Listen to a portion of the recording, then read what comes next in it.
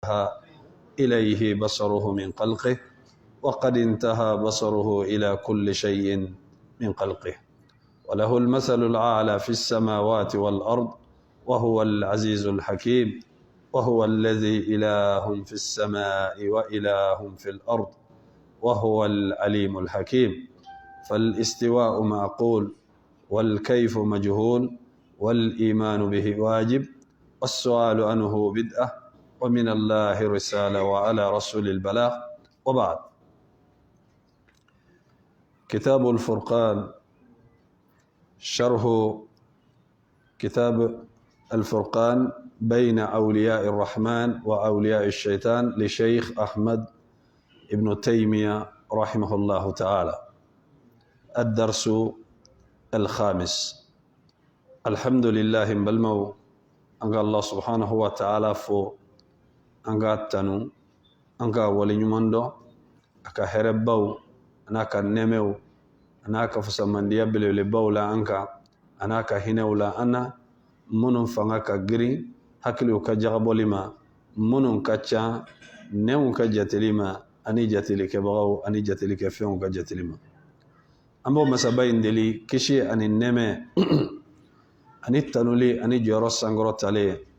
أكو نيمان كانغا تشيدن بركما باني تنولي لا أني جورو لا أمدلي كمين يغن كدام فيني كاكو أني نوي ألكرا محمد صلى الله عليه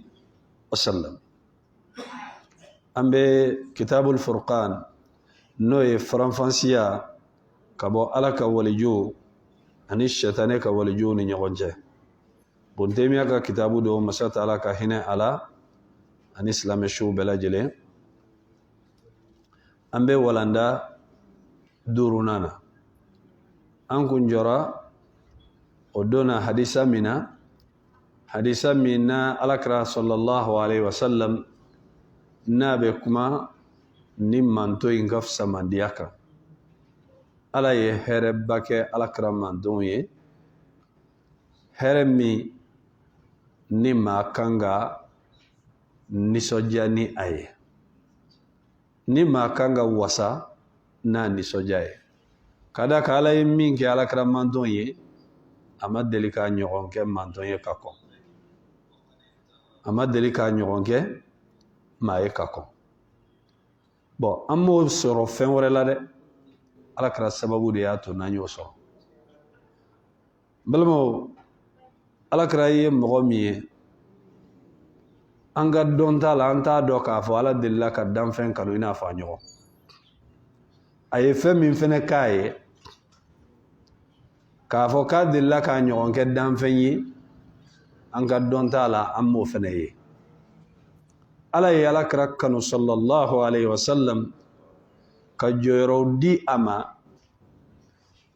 jɔyɔrɔ min di adamaden ma abada ka kumaw fɔ a ɲɛna bonya kuma la a ma deli ka bonya kuma min fɔ adamaden ye bon alakira sallallahu alaihi wasallam o de la a ko ni mɔgɔ min y'ale alakira ye sogo la tare b'i ye n'i y'ale ye i ye tiɲɛ de ye a ko sitani bɛ se ka fɛn bɛɛ jata fɔ ale alakira sitani tɛ se ka alakira jata sallallahu alaihi wasallam n'i y'a ye sogo la cogo na sugu ale do dɛ nka maa min bɛ alakira ye sogo la i b'a ye n'i ka limaniya hakɛ de i bɛ se k'a ye a farafinnama kana siga dɛ ale do nka e min y'a ye n'i y'a farafinlama ye o b'a yira ko problème dɔ de bɛ i ka limaniya la nka kɔrɔ tɛ ko alakira tɛ dɛ ale do ka da ka sɛtani tɛ se k'a jata bon alakira yeli fɛnɛ mɔgɔ tɛ se k'a kɛ i yɛrɛ ye koyi ayi ni mɔgɔ bɛ se ka alakira yɛrɛ i yɛrɛ la sogo la jɔnni t'a ye bɛɛ b'a ye mais mɔgɔ tɛ se hali ni sira k'i miiri a la yɔrɔ fɛn caman bɛ yen n'i y'a miiri a la k'i miiri a la dɔw la n'i dara i b'a ye mais o t'ale ye dɛ ala kelen pe de bɛ se ka alakira yiri ala yɛrɛ de bɛ se k'a yiri la ni ala yɛrɛ tɛ nɛgɛminɛ ni miiri tɛ bon k'a fɔ ko karisa ka bato ka ca ka tɛmɛ n ta kan bato caya tɛ se ka alakira yira mɔgɔ la mɔgɔ dɔ bɛ alakira ye sallallahu alaihi wasallam i b'a sɔrɔ a tigilamɔgɔ a ka ala bato yɛrɛ ma se o degré ma i b'a sɔrɔ mɔgɔ min ka ala bato ka bon ka tɛmɛ a ta kan o tigilamɔgɔ bɛ nata a k'a ye a t'a ye mais fɛn dɔ don dɔrɔn nin yɔrɔ de don ala de b'a ta k'a di jɔn ma bɛɛ t'a ye bɛɛ t'a ye dɔw yɛrɛ bɛ alakira ye sallallahu alaihi wasallam ka sɔrɔ o tɛ silamɛ yɛrɛ mais a bɛ k'u ka silamɛya sababu ye donc o b'a yira ko ala ko don n'i y'a ye lahalaya dɔw la ale don dɛ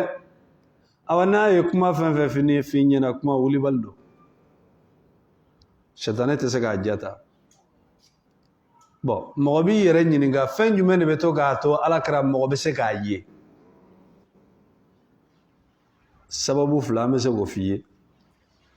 nka hali o sababu fila o kɔrɔ tɛ k'a fɔ ko garanti bɛ yen dɛ ni ala farali kan i b'a ye wali n k'a fɔ sababu saba a fɔlɔfɔlɔ ka duumɛ kuranɛ kalanni kan ka caya filanan ka seli alakira yɛrɛ kan ka caya sallallahu alaihi wasallam sabanan n'i ka sufɛ seli ka ca nin tigilamɔgɔ fɛnɛ ka teli k'a ye a ka surun k'a ye mais kuma dɔ la mɔgɔ b'a ye maa min tɛ ninnu si kɛ ala ka kow don a b'a di mɔgɔ ma mɔgɔ min ka d'a ye a b'a kɛ kun min kɔsɔn ale de fɛnɛ b'o dɔn nka ala kɔni tɛ relation kɔni bɔ jɔn si ni alakira cɛ gansan bɛɛ t'a ye fasamandiya belebeleba b'a la an bɛna don hadisa min kɔnɔ i bɛna dɔn k'a fɔ ko mɔgɔ gansan tɛ bon ni ala y'a yiri la ni maa kan ka sa ni nisɔndiya ye i kan ka sa ni nisɔndiya ye ka d'a kan bala ko hadisa dɔ la ni ma fili ni mɔgɔ min y'ale ye i tɛ jeni sogo la dɛ sogo la n'a hadisa kɛnɛyara sinon mɔgɔ y'a ɲɛnama ye o m'u kisi jahanama ma dɛ mɔgɔ y'a ɲɛnama ye o m'u kisi jahanama donni ma nka a yeli sogo la a tɛ se ka fabriquer a tɛ se ala kelen bɛ de bɛ se k'a kɛ ka d'a kan jɔn sogo la ala de bɛ décider o la jɔn tɛ décider izen a ko wa qala sallallahu alaihi wasallam ni hadisa in lamɛn dɛ a ko ala ka ciden ko wa ana awwalu man tanshaqqu anhu al-ardu hadisa kɛnɛma na ala kira ko sallallahu alaihi wasallam ko ne de ye mɔgɔ fɔlɔfɔlɔ ye dugukolo bɛ ci ka bɔ mɔgɔ min da la lahara ni jɔli bɛ ni wuli bɛ na kɛ kɛnɛ kan buru bɛ fiyɛ n'an bɛɛ tɛ wuli cogo kelen na dɛ an tɛ kelen ye ala bolo a ko dugukolo bɛ ci ka bɔ mɔgɔ fɔlɔ min da la yanni maa tɔw ka wuli a bɛ ci ka bɔ ale alakira de fɔlɔ da la a bɛ wuli k'i jɔ o de la a ko hadisa la a ko n'ale wulila a bɛ musa jɔlen sɔrɔ musa kelen don k'i bolo kɛ ka larisi nduloma minɛ a k'ale t'a dɔn n'ale fɔlɔ de wulila wali ni musa fɔlɔ de wulila bon kuma ninnu u tɛ ɲɔgɔn fɔngɔ ɲɔgɔnya u tɛ ɲɔgɔn wuli a ko dugukolo kɔni bɛ ci ka bɔ mɔgɔ fɔlɔ min da la o y'ale a ko wa qala ati bab aljanna yawm alqiyama an bɛ kitabu jumɛn na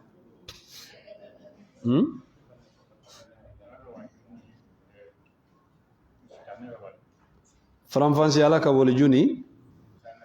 shetane ka waliju o tɛ kitabutigi ka kuma lamɛn dɛ kɔrɔ de bɛ kuma ninnu na a bɛ ka min fɔ mɔgɔ si ka walijuya tɛ kɛ waliju ye f'i ka tugu alakira kɔ kuma in ka m'o de ma i tɛ se ka kɛ ala ka waliju ye ko k'a fɔ ko e tugulen tɛ alakira kɔ sallallahu alaihi wasallam ko sira wɛrɛ de bɛ e bolo ko maaw de bɛ tugu e kɔ mais e kɔni tɛ tugu alakira kɔ i tɛ ala ka waliju kɔni ye i ka walijuya bɛ dafa de n'i tugura alakira kɔ maa wɛrɛw ta fɛnɛ tɛ dɛ minnu b'a fɔ ko alakira tun b'a ta yɔrɔ min na k'olu b'a ta yen de direct la k'olu mago tɛ alakira yɛrɛ la o ko tɛ olu ko k'olu b'a ta ala yɛrɛ fɛ direct la olu ka limaniya fɔrla olu panna hali jibirila yɛrɛ kunna olu b'a ta ala yɛrɛ de bolo direct la ba kitabutigi bɛ nani nin kuma ninnu ye ka o sira kuntan ninnu de galontigɛya mɔgɔ tɛ se ka ala sɔrɔ alakira kɔni ka mantonw na f'i ka tɛmɛ alakira de kɔfɛ hadisa in lamɛn a ko ati babal janna a ko n bɛna alijinɛ bonda la yawmal qiyama kiyama jɔn don fa astaftihu n bɛ alijinɛ dayɛlɛli ɲini a b'a ɲini alijinɛ gardien o ka ɲɛmɔgɔba jɔn don mɛlɛkɛ min don a tɔgɔ ayi maliki tɛ dɛ ala k'an kisi maliki ma ala kana ni maliki ɲɛ yira ɲɔgɔn na ale bɛ jahanamɛ yɔrɔ de la kabini ala ye ale da a ma deli ka yɛlɛ a ye maa min fo dɔrɔn o ye alakira ye a ye alakira fo alakira yɛlɛnen sallallahu alaihi wasallam jibrilu ko a ma haza malik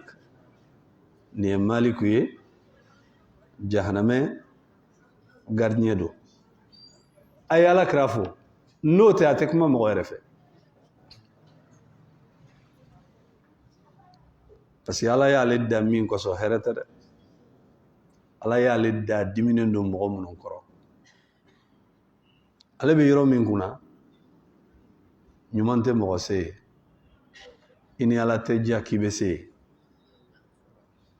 ala k'an kisi o ma ridwan o b'a fɔ k'ale de ye alijinɛ mɛlɛkɛw ka gardien kuntigi ala k'an n'ale ɲɛ yira ɲɔgɔn na a ko fa astaftihu n bɛ dayɛlɛli ɲini fa yaqulu al-khazinu o ye gardien ye o b'a fɔ man anta e jɔn ye fa aqulu muhammadun b'a fɔ n ko muhammadu don o de la n'i taara mɔgɔw ka du kɔnɔ n'i ye da kɔngɔ n'u ko jɔnni don i tɔgɔ fɔ kana girin ka mɔgɔ nini ko i tɛ bɔ yen wa dayɛlɛ ka bɔ ɲɛ n k'i sɔrɔ i bani i tɔgɔ fɔ suna ye o de ye hali alakira sallallahu alaihi wasallam ni jibrila u taara sanfɛ don min na n'u sera sangolo o sangolo ni jibrila ye da kɔngɔ o bɛ ɲininkali de kɛ jɔnni don jibrila b'a fɔ ne don ne jibril don u b'a fɔ ko ni jɔnni bɛ ɲɔgɔn fɛ ni muhammad de bɛ ɲɔgɔn fɛ mɛlɛkɛ b'a ɲininka ko yali ala ye ci de bila ka taga a ma wa a tɛ dayɛlɛ dɛ bɛ ɲininkali de kɛ est ce que ci de bilala a ma wa o kɔrɔ ni ci ma bila a tɛ don o la n'i ye maa wele i ka so n'a tigilamɔgɔ ni maa wɛrɛ nana ɲɔgɔn fɛ n'a y'a sɔrɔ i ma ci bila o tigilamɔgɔ ma sariya b'i bolo k'a fɔ ko karisa tɛ don fɛ mɛ bi n'i ye nin kɛ anw fɛ i ye diɲɛ wuli de kɛ mɔgɔw tɛ diinɛ in kalanko ye ayi ne ye de wele i ni maa min bɛna ɲɔgɔn fɛ ne m'o wele o n ta ye n ka so ye ala ye hakɛ di yan maa min kan ka don n ka so ani maa min man ka don n ka so ne de bɛ décider tɛ décider o la ema hal ni i kalanen do k'i kunkolo ci n'i taara mɔgɔw ka so seli wagati mana se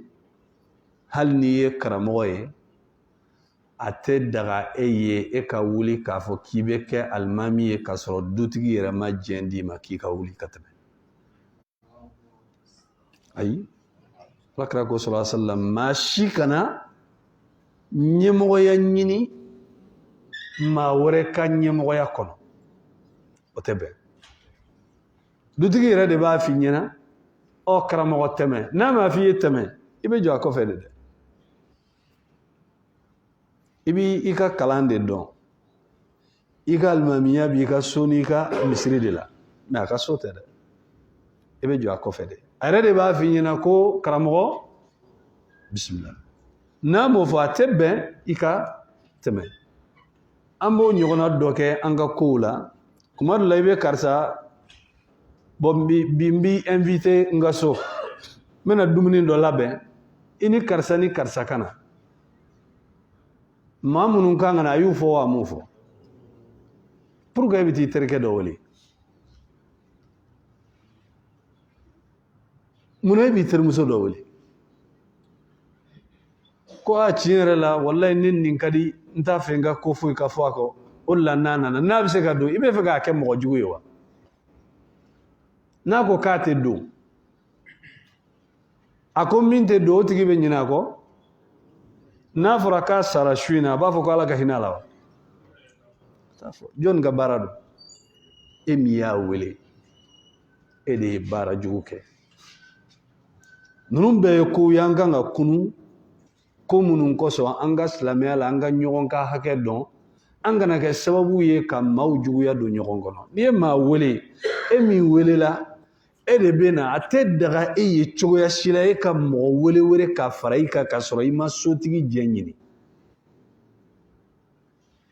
ɔ dɔ bɛ n'i jɔ ko alakira m'a kɛ wa e ye alakira ye wa yɔrɔ sahabakɛ gazuwatul kandaki don a ko a nana du kɔnɔ a y'a sɔrɔ alakira sallallahu alaihi wasallam k'a to fara cili la dingɛ kɔnɔ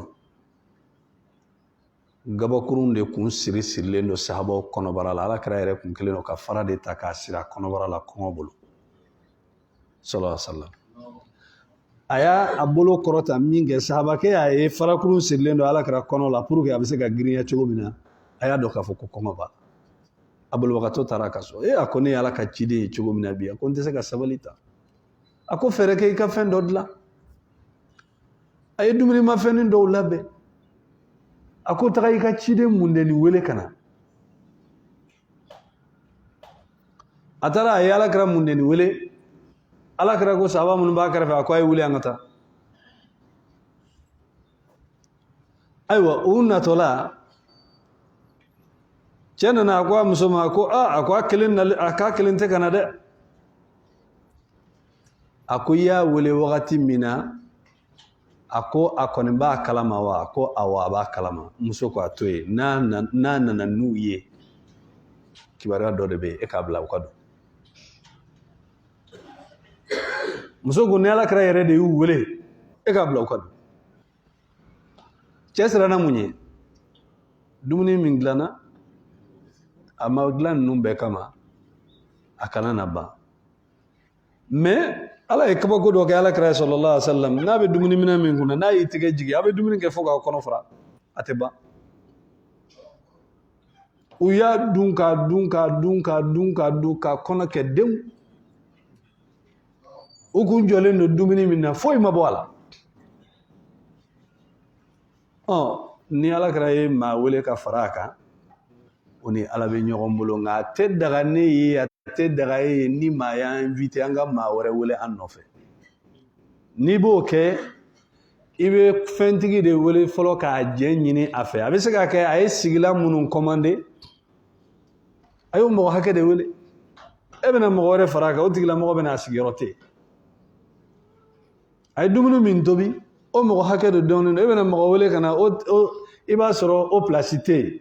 ni dumuni nana dɛsɛ i bɛna cɛ la maloya wala i bɛna muso la maloya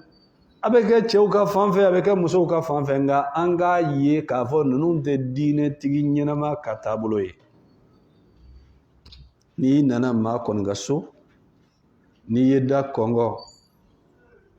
n'u ye da yɛlɛ ni ci bilali ma n'i ye da kɔngɔ n'u ko jɔn do i tɔgɔ fɔ ni ci ma bila i ma n'u nana n'i ye da kɔngɔ maa ma wuli ka da yɛlɛ fo siɲɛ 3 ka sin k'i tulo da la ko u dun bɛ yen dɛ i ye kojugu kɛ n'i ye kuma kelen mɛn u ka kuma la ka sɔrɔ u t'a kalama lahara ala bɛ nɛgɛ de yɛlɛ k'a k'i tulo kɔnɔ o t'i ka hakɛ ye o jagoya don k'u ka da yɛlɛ wa a fɔra ko n'i ye da kɔngɔ siɲɛ 3 n'a ma yɛlɛ i ka mun kɛ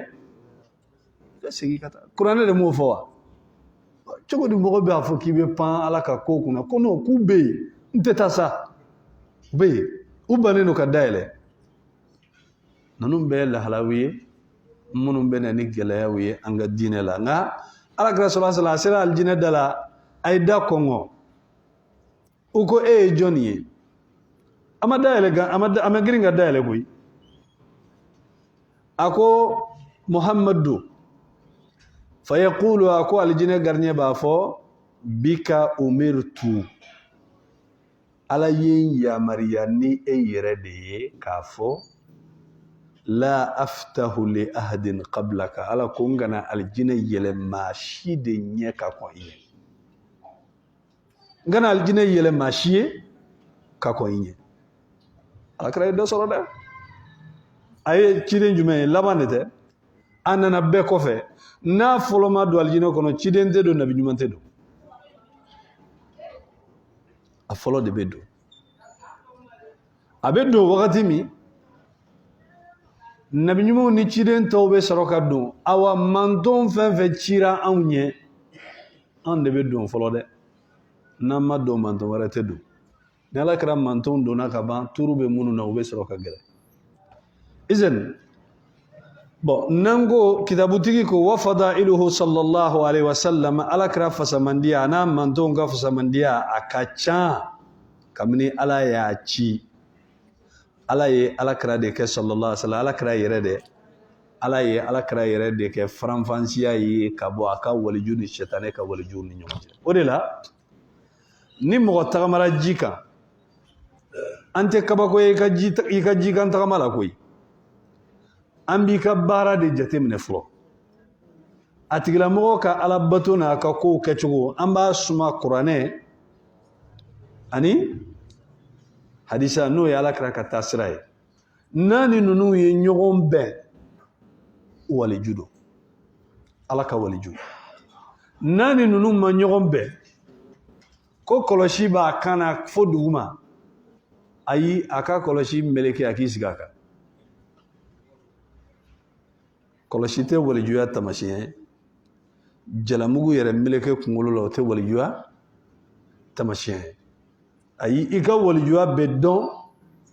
maa min bɛ baara kɛ ni kuranɛ ye ani ka tugu alakira ka sunna kɔ sallallahu alaihi wasallam i ka walijuya bɛ dɔn ni o de ye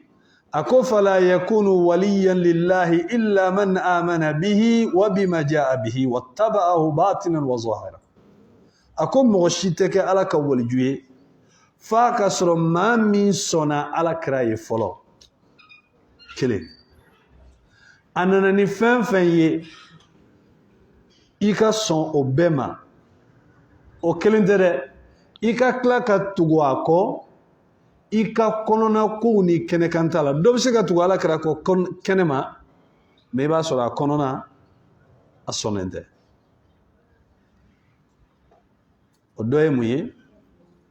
i b'a sɔrɔ alakira ka kuma dɔw bɛ n'olu fɔra ɲinɛ a b'a ɲɛ kumu a dun bɛ seli ni fɛn fɔra fɛn min b'a intéressé a t'a ɲɛ kumu bon alakira ka kuma o kuma n'a fɔra n'i ɲɛ kumu i ka lahalaya ka ɲi wa i ka lahalaya man ɲi nin tigilamɔgɔ sɔnnen don kɛnɛ ma mɛ a sɔnnen tɛ a kɔnɔna la n ka limaniya lafulen don o bɛ bɛn nebeni wakati mina sisa fangatena limaniya la konga dinge o do jume sisa ndene ne alamisa su jako ya dowa jako yate limaniya de be mogo blala me mogo munun be ka ke e ga singa fo ko chennu yere kan dene suni alamisa su be ka mogo toro jako yate ka ke nulun ka shuma digi kum ela amun de be sima adigi ku ila ni adigi le ila dro problem do de bila ezen iteke wali juye fika son keneka ani konona la odronte ako wa man idda'a mahabbata allahi wa walayatahu wa huwa lam yattabi'uhu falaysa min awliya illa ako ma min mana wilayra la kale ala ka wali juye ka ma min mana ala kanun wele ayrela ka fa ale be ala fe ala ka wali judo mi amatu ala krako sallallahu alaihi wasallam ako ala ka wali jute ala ka wali jute aywa afori nyena ko sebengo ko ala kramake bagango ala kramake kamo tego seben nege wala haka ka wurudi ala kramake e ko hal ni ala kramake ngamba ke ni qur'ane de isonawa ha masonda ayi itesega ke walijuye fando fe kabanga ke walijuye fando fe abede beta nyon fe mimay otedo ala kraka ko la de ayi abadan ako olasa ako bal man khalafahu kana min a'da'i llahi wa awliya'i shaitan ako mogo na ya ala kra fango nyon ya ko bal kiye ka fsauti ila mogo be ka ala jugude la abeke shaitane ka walijula ni ala kra kon fango nyon ya ibe fara ala juguka ka fara shaitane ka walijuka kadaka ni ala kanu ye tiye ala kra kanu i kanga kanu kateme hali i yereka yoro ay joro solo de i yere bakun i kanga ala kra tanu kateme yere bakun sallallahu alaihi wasallam parce ni ala kra sababu kun de ite do aljina law ebse gi yere do la rebse ga delli gi yere ala kra sababu de yato ye qur'ane soro ala kra sababu de yato ye islamiyat don ibe seli be shu ni ala kra kuma ga sababu ye e yere tese ga nunun ki yere ifate se batese mogorete du kolo kam mimise donc aka kan ika ala kra kanu katame yere ka ibe ala de kanu folo katame fembe ka ibe kla ka ala kra kanu sallallahu alaihi wasallam katame fembe ka yere e troisième position yere be joro sabana odela don gelaw be ni aya wala ko ayatul imtihan ko mamunu ya daw yere la kube ala fe ala ma songo to ede ala yula jarabi ala ko qul in kuntum tuhibbuna allah muhammad afu yede ko nu bene ala de fe fattabi'uni aytu ngo bo ni mo min banaka tu ala krako ite wali juye de ibise ka ke wali juye shetane ka wali ju ibise ka koyi me ala ka wali ju koni kabba ala krala ko ala ka son ila otse ka ke ni tugura ala krako yuhibbukumullahu ala be ikanu wa yaghfir lakum dhunubakum avec la ka jurumu yafa Hasan al-Basri ayo defo rahimahullahu ta'ala ko idda'a qaumun annahum yuhibbuna Allah kuma dawya angalun dawira la qulube alafe fa anzala Allah hadhihi al-ayata mihnatan lahum alafani ayatin lajigi lajrabili la ku ka kanu laje wa qad bayyana Allah fiha anna man ittaba'a ar-rasula fa inna Allah yuhibbuhu ala yabbangini ayatin gono كابوني ما من تقول لك راكو صلى الله عليه وسلم كافو على بوتي لموفي ومن ادعى محبة الله نما مي على كانوا ولي أيرلا ولم يتبع الرسول صلى الله عليه وسلم أما تقول لك تشيدونكو فليس من أولياء الله أتجت على كولجولا أتولا وإن كان كثير من الناس يظنون في أنفسهم أو في غيرهم أنهم أولياء الله أكو هل نا يسرم ما كمان باب لو يركونه كافو كولوي على كولجوي ولو بما كمان جيجي أكو على كولجودو أكو ولا يكونون من أولياء الله وتقول ما قلت زكاك على كولجوي أكو فاليهود والنصارى يجيبوني كريتشون أولو يا داو يرلا كافو كولوي على كنباوي قل كافو كولوي على كنباوي على يونينغا قل محمد أونينغا سا فلما يعذبكم بذنوبكم بل أنتم بشر ممن خلق نوغو كو أوي على كنبانشوي أو دني على كسلو كتمبيك أو جيفوني كريتشون محمد أفوني كومنا كوالا باي أو نيانغتا ناوكا جرموي بل أكاكما ينشيته نغالوندو شيء يميده أنتم بشر ممن خلق أو يمودينا فعلى يمودان شغمنا أني مغبر كلين على بلو أني مغبر كلين على بلو أكلا لك وجهتني وقالوا لن يدخل الجنة إلا من كان هودا أو نصارى وكو جيفوني كريتشونغو كم مغتدوا على الجنة كونو ني أون جيفوني أون كريتشونته نجيفوني أنكرين جونته على يوجابيا كوتين كامانيهم ويو كان نتافونو كما فودي كبسي يوديو كتاسي على كما ولا هم يحزنون على يايرا كافوكا كمي وتشيهده أيوة وكان مشرك العرب يدعون أنهم أهل الله لسكناهم مكة ومجاورتهم هم البيت أيوة هل مغان كافروا فنه أولو فنه يا إيرا مولا ويافو كولو دي على كام مغكرنغرنه ويه منقصو بس مغان كاودو لو مغان سيغبا ويه epi alkaba yere fene be olu de bolokoi olu silendo alkaba krefe wa kanu yastakbiruna bihi ala ghayrihim kafranin beka ukumbe yere bonya de ke mauka nuka alkaba korosigiye ngodi yato ubana kuranela odi yato ubana kuranela fewre mu ba kuranela de ala ye titiri ni bonya min duma odi la kuma dola ala be jombla place dola kana yi sanfela nyini de sanfela manyi bema ema yala te naflo di bema ema yala te togo di bema ema yala te joro di bema ni kol me feka adama den do yoro ni kelen doro atteste ni naflo ibado ni be feka adama den couleur kondo e ka atteste ni naflo doro ibaso kadaka naflo abe adama den couleur bo yoro ni kelen orela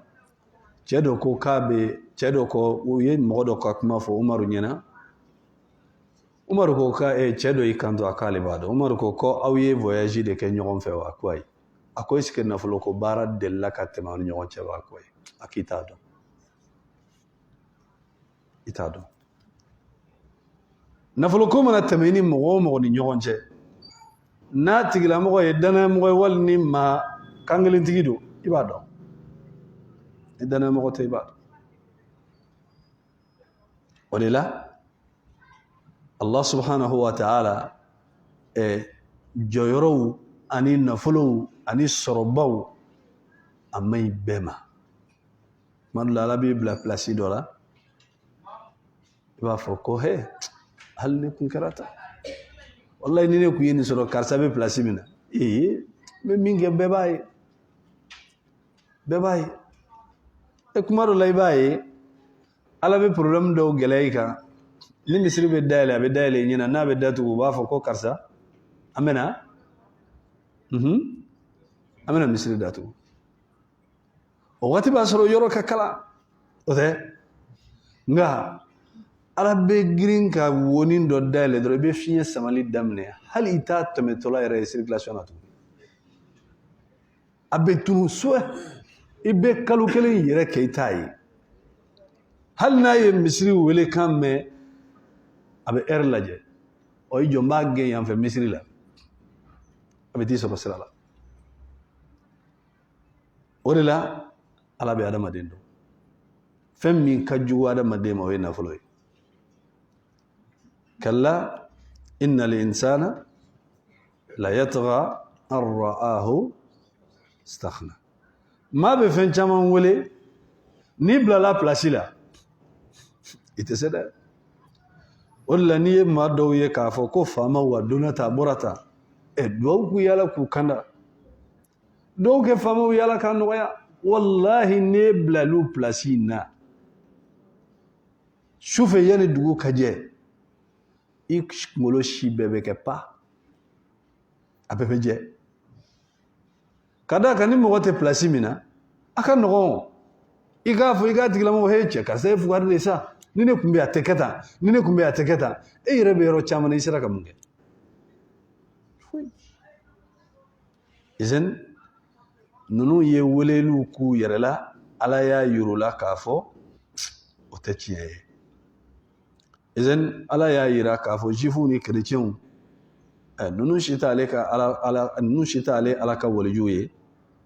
inafo Allah subhanahu wa ta'ala ko wa ma lahum alla yu'azzibahum Allah وهم يصدون عن المسجد الحرام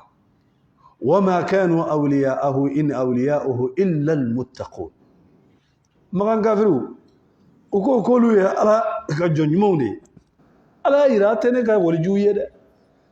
ne ala ka so min ni maw kanga bato kala o be ka jonne ka chide ni aka jamakulu ni so ni nyonje ku te seyino utale ala bato akwata ale ala ka wolju ale ala ka wolju ye mamunu ye munu ni ala ni salanya jon o mo be se ka ala ni salanya jon en chogodi kazoro ko ni ala krabai ko ete tugoko awa ablay kuna muminin dafale ni ala ye bonya kaye no ye walijuya bonya ye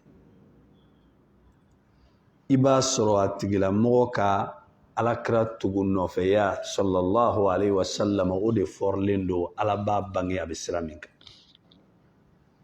o la niya jetemne bonya kra mamunu ye walijuya bonya la mamunu nana sahaba kofe olu ye min soro ka boni sahaba utayo walijuya bonya plasi ala ma chamange sahaba wede ala ya chamange mamunu ye targula jonuno tabinaw sahaba ka kalandew mungoso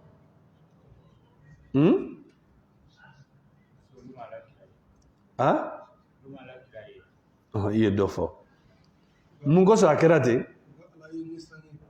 ukala insranye mais est-ce que olu de be salala nya katame sahaba kan est-ce que olu de chesir leno katame sahaba kan muna olu ye niyoro basro bonyala katame sahaba kan curiosité wetu babu kan de est-ce que olu de tura ala kra ko katame sahaba kan ayi akuye femi buntemia yafo ako sahaba kalimaniya kun ka grin mogo min kalimaniya ka fegen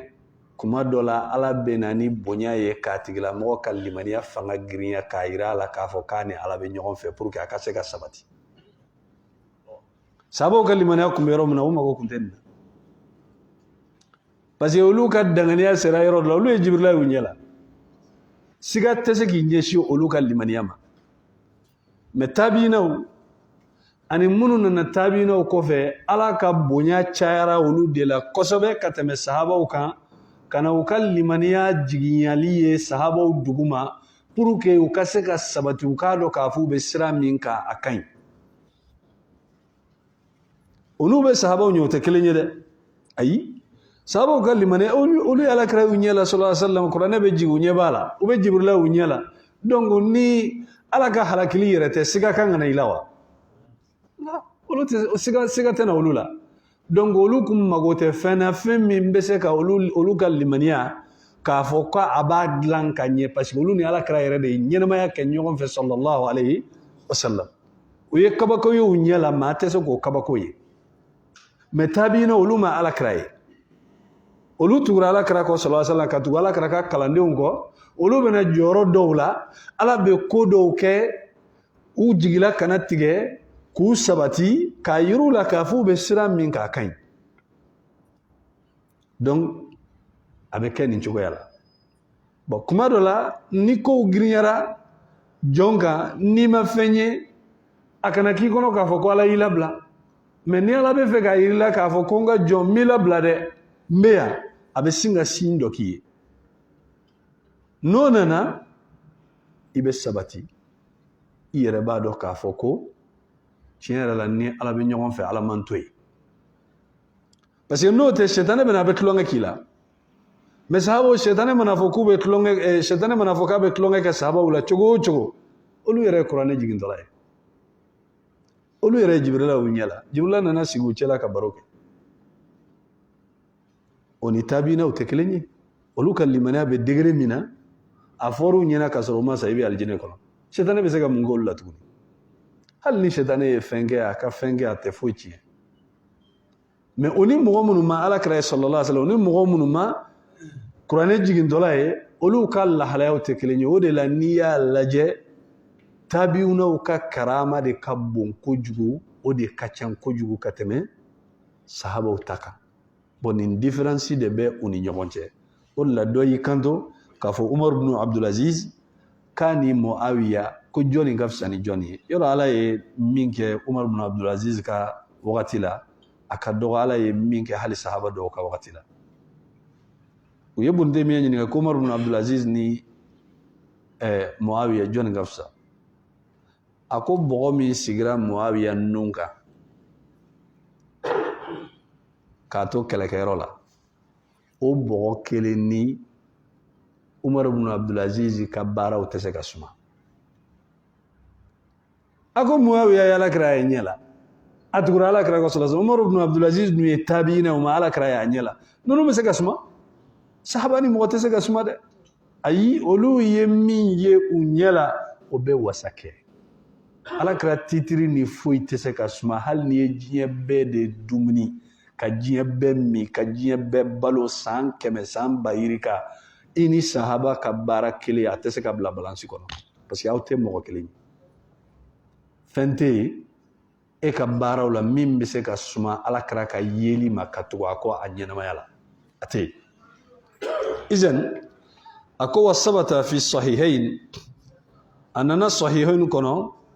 an amru ibn al-as radiyallahu ta'ala anhuma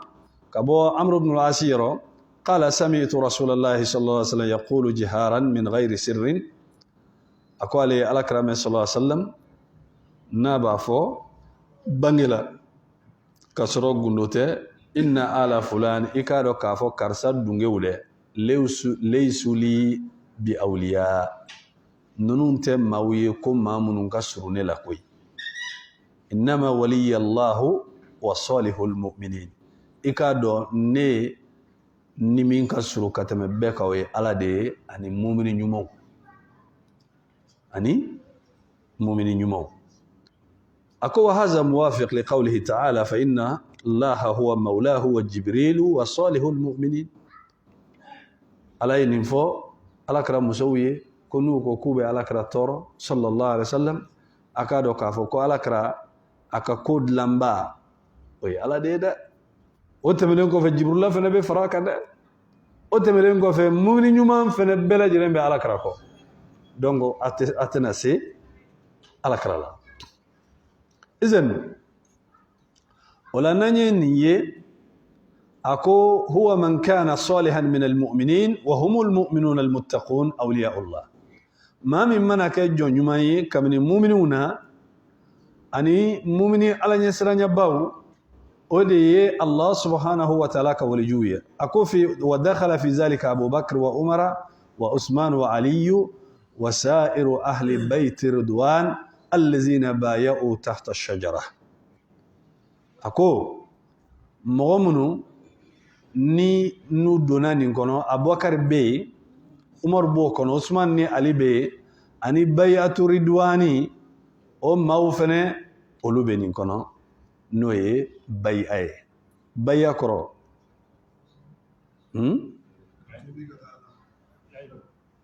bayi'a ye layidu de ye bayi'a kɔrɔ layidu o bayi'a min kɛra Alakira sallallahu alaihi wasallam ni sahabaw cɛ o bɛ yen nka k'a fɔ ko silamɛya kɔni donkan ye bayi'a ye o tɛ tiɲɛ ye o tɛ tiɲɛ ye silamɛya donkan tɛ bayi'a ye bayi'a bɛ silamɛya kɔnɔ de a b'a kɔnɔ ni mɔgɔ bɛ layidu ta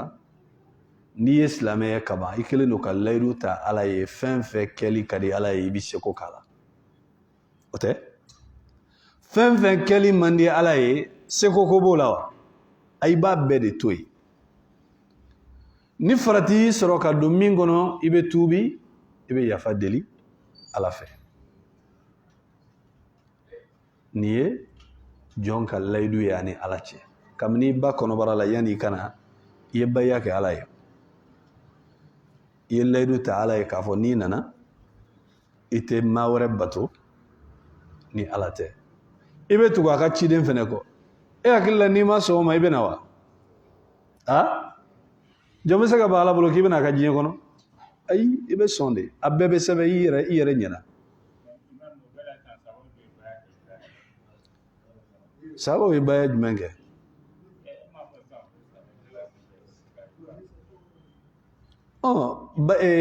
n'an ko diinɛ lasili sahabaw ni Alakira ka diinɛ kɛɲɛ ye fɛn jumɛn ye sahabaw ni Alakira bɛ fɛn fɛn kɛ sallallahu alaihi wasallam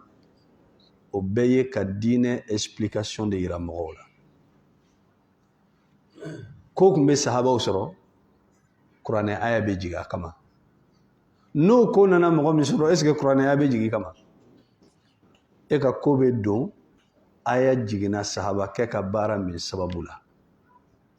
bon Alakira ni sahabaw ye fɛn min kɛ fɛn dɔw bɛ olu kɛra ka tɛmɛ o kɛra olu ka wagati de la i n'a fɔ an bɛ ka nin bayi'a min fɔ tantɔ Alakira sallallahu alaihi wasallam nin kɛra de n'a kɛra yirisun dɔ jukɔrɔ ni ani sahabaw n'u ye layidu di ɲɔgɔn ma Usman ka ko la n'a taara Maka ni dɔw ko a sara a kɛra fila ye ko k'a ma sa o ko k'a sara donc Alakira sallallahu alaihi wasallam a ye layidu ta sahabaw ye maa min b'a dɛmɛ n'a tɛna janfa est-ce que an bɛ se ka don o kɔnɔ an kun b'a kɛnɛ kan an kun t'o kɛnɛ kan izan Usman kun tɛ yen Alakira fɛnɛ y'a tigɛ kelen kɛ ta a ko nin tigɛ dɔ in ni ye Usman tigɛ ne yɛrɛ tigɛ filɛ a y'a kɛ Usman place la sallallahu alaihi wasallam fɛn dɔw bɛ yen olu kɛlen don kuma bannen don seginkali tɛ olu la kuranɛ bɛ olu ɲɛfɔ an ye Alakira ni sahabaw ye olu minnu kɛ o bɛ wasa an tɔw ta bɛna kɛ de k'a kɛ ka taga mais o kɔrɔ tɛ k'a fɔ ko o min kɛra ko anw fɛnɛ ko o ɲɔgɔnna dɔw kɛ n m'a dɔn ni kuma in bɛ ka faamuya nin min filɛ nin ye nin kɛra yirisun de duguma Alakira ko sallallahu alaihi wasallam a ko la yadkhulu an-nara ahadun baya'a tahta hadhihi shajara maa si tɛ don jahanamɛ la maa min ye layidu ta ne Alakira ye nin yirisun duguma ayiwa an fɛnɛ ka taa an sigi yirisun dɔ kɔrɔ an k'a fɔ k'an bɛ nin kɛ ɲɛmɔgɔ dɔ ka na k'i sigi k'a fɔ nin kibaruya in bɛ sen na awa a ye n'aw sigi yirisun kɔrɔ n bolo filɛ ni mɔgɔ mɔgɔ ye layidu ta ye i tɛ don jahanamɛ la an bɛ se wa an tɛ se donc Alakira ye nin kɛ kun de kama sallallahu alaihi wasallam nin kɛra kun min kama Ala jɛnnen don n'o kun ye n'o hali o ɲɔgɔnna ye anw sɔrɔ anw tɛ se ka nin kɛ parce que anw tɛ Alakira ye sallallahu alaihi wasallam anw ka bayi'a bɛ kɛ mun ye an sɔnnen don diinɛ ma an ka ɲɛmɔgɔ bɛ yɔrɔ o yɔrɔ an bɛ sa ko an t'a janfa parce que o ye silamɛya yɛrɛ tagabolo ye o ma se ko ɲɛmɔgɔ ka n'i sigi ko alakira y'a kɛ yiri sun kɔrɔ an fana k'a kɛ yiri sun kɔrɔ n'an y'o kɛ alakira m'o fɔ an ye dɛ alakira b'a dɔn min bɛ yen a ko mɔgɔ si tɛ don yan ni yiri sun duguma maa min ye layidu ta ale alakira ye k'i t'a janfa kɛlɛ la bon ni alakira ko maa tɛ don tasuma la jɔn y'a fɔ a ye a jɔn bɛ se k'o fɔ yan karamɔgɔ jumɛn karamɔgɔ yɛrɛ t'a ta yɔrɔ dɔn fɔlɔ e bɛ se ka jɔn garanti e yɛrɛ bɛ taga yɔrɔ min na i tɛ se k'a fɔ bon e tɛna se k'a fɔ k'i bɛ mɔgɔ garanti k'a fɔ ko karisa ni mɔgɔ fɛn fɛn ye nin layidu di aw tɛ jeni ayi ni karamɔgɔ ye hali o fɔ i kan ka se k'a ka karamɔgɔya la parce que mɔgɔ min ni Abubakar ninnu ni Umaru ninnu fɛn fɛn tun bɛ alakira nɔfɛ sɔrɔ ni alakira tun m'u taga yɔrɔ f'u ye u t'u taga yɔrɔ dɔn koyi olu yɛrɛ kun tɛ se k'u ka alijinɛ kɔnɔ don fɔ mɔgɔ ye mais ala de y'a don alakira da k'a fɔ u ka baara kɛta mais Abubakar ni Umaru ka kɔn o ɲɛ hali o tɛmɛlen kɔfɛ n ko a fɔlen ye Umaru ɲɛna ko k'a fɔ nafigiw tɔgɔ sɛbɛnnen don Huzaifa ibn al-Yaman bolo Umar nana de a y'a ɲininka a ko Huzaifa a ko na ya dɛ a ko n y'i deli ala kama a ko nafigi minnu tɔgɔ b'i bolo a ko est-ce que n tɔgɔ b'a la wa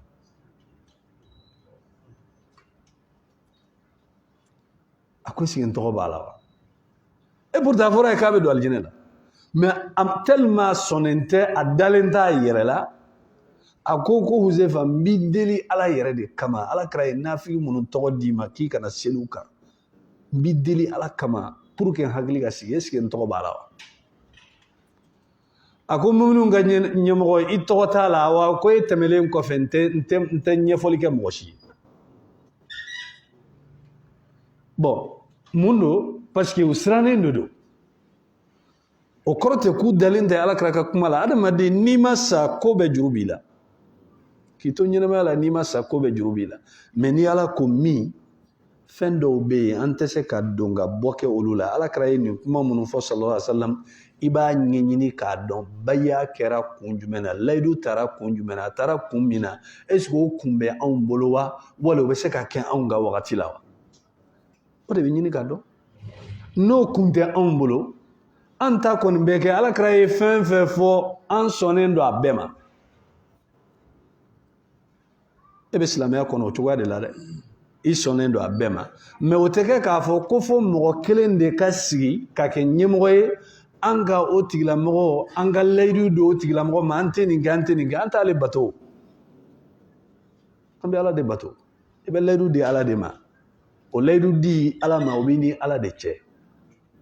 n'i ye jurumu kɛ i bɛ yafa deli jɔn fɛ est-ce que i ye layidu don maa min ma k'i tɛ ala kɔta i bɛ se ka yafa deli o tigilamɔgɔ de fɛ a ta tɛ ko ye o ala de ta y'a ka ko ye ni ala de ta y'a ka ko ye ni layidu b'i ni mɔgɔ cɛ a b'i ni ala de cɛ dɛ ni layidu bɛ tiɲɛ a bɛ se ka tiɲɛ ni ala de cɛ mais mɔgɔ tɛ se k'a fɔ ko i ka layidu taalen a bɛ se ka nin k'i ye a bɛ se ka nin k'i ye diinɛ tɛ mɔgɔ si ta ye alakira sallallahu alaihi wasallam ni ala ko k'a ka min kɛ a b'o kɛ ni a ko k'i ye nin layidu ta ala b'i don yan ala ko a tɛ kuma gansan fɔ n'a ko ala b'i don ye ala b'i don ye ni alakira tɛmɛlen kɔfɛ sallallahu alaihi wasallam jɔn bɛ se k'o fɔ mɔgɔ si tɛ se k'o fɔ an bɛɛ ye kelen de ye diinɛ in kɔnɔna la e tɛ se ka layidu di ne ma ne tɛ se ka layidu d'e ma ne ni e bɛɛ lajɛlen ka layidu talen don ala sɔnnen don ko o ko ma an b'an seko kɛ alakira ye fɛn fɛn fɔ an b'an seko kɛ ɲuman na ala ko fɛn fɛn man ɲi alakira ko fɛn o fɛn man ɲi sallallahu alaihi wasallam an b'a bɛɛ to yen ni fili y'an sɔrɔ an bɛ yafa deli an bɛ tuubi a banna mais o kɔrɔ tɛ k'a fɔ ko ne kana ko n bɛ layidu kura kura e ye don o don wali san o san ka layidu di e ma e ta tɛ ko ye ne ta tɛ ko ye pourquoi n bɛ layidu kura kura ye e ni ne bɛɛ ye kelen ye silamɛya in kɔnɔ e silamɛ de ye ne ye silamɛ ye nin yɔrɔ t'e bolo silamɛya la nin yɔrɔ tɛ ne bolo ne tɛ se ka décider e bɛ taa yɔrɔ min na i t'a dɔn ne bɛ layidu di e ma mun na